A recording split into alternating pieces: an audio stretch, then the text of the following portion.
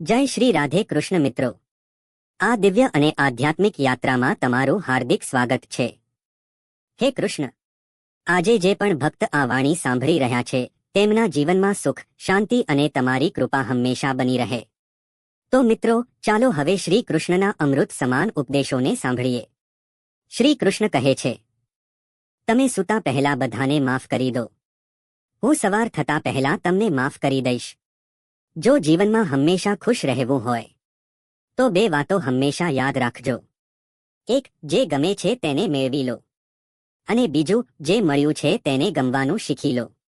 જીવનમાં બે ગુણ જરૂર રાખજો: ચૂપ રહેવું અને માફ કરવું.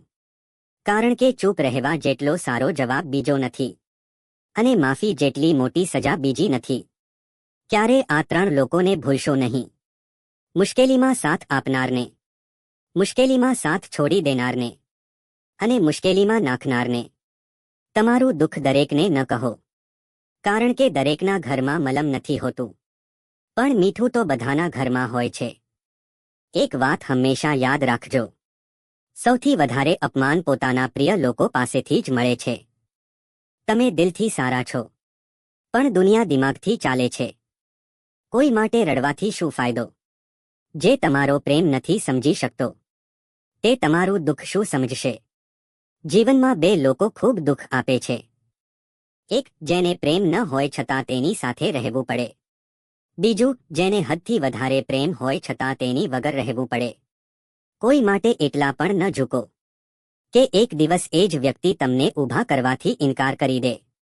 ગરીબ હશો તો લોકો ધ્યાન નહીં આપે, મહેનત કરશો તો લોકો હસશે, પણ સફળ થશો તો એ જ લોકો તમારાથી જલશે. આ દુનિયામાં માણસ જ એક એવો જીવ છે જેનું ઝેર દાંતમાં નહીં પણ તેની વાતોમાં હોય છે. જે માણસ બધાની ખુશી ઈચ્છે છે, બધાની ચિંતા કરે છે, એ જ માણસ જીવનમાં સૌથી વધુ એકલો રહી જાય છે. સંબંધો કેટલા પણ ખરાબ હોય, તેમને તોડશો નહીં, કારણ કે ગંદુ પાણી પ્યાસ નહીં બુઝાવે, પણ આગ જરૂર બુઝાવી શકે છે. આ દુનિયાની ચિંતા કરવી બંધ કરો, કારણ કે દુનિયા ગરીબ પર હસે છે અને સફળ માણસથી જલે છે. જો પોતાના લોકો સાથે લડાઈ થાય તો હારી જવું શીખો. કોઈ સાથે દગો કરીને ખુશ ન થશો, કારણ કે કિસ્મત જ્યારે થપ્પડ મારે છે ત્યારે એ સીધી આત્મા પર વાગે છે. તો મિત્રો, આજ માટે બસ એટલું જ.